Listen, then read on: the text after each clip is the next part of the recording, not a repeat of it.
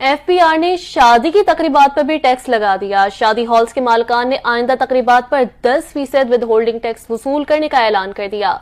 मजीद तफसीलात इस रिपोर्ट में।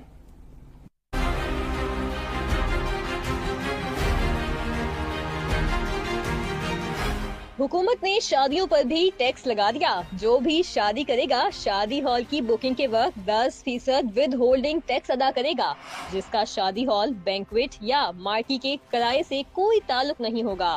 फेडरल बोर्ड ऑफ रेवेन्यू ने शादी की तकरीबात पर भी टैक्स लगा दिया। शादी हॉल्स के मालिकान ने आइंदा तकरीबात पर 10% विद होल्डिंग टैक्स वसूल करने का ऐलान कर दिया है। FBR हुकाम और शादी हॉल्स के मालिकान की तंजीम के वफ्द की मुलाकात हुई।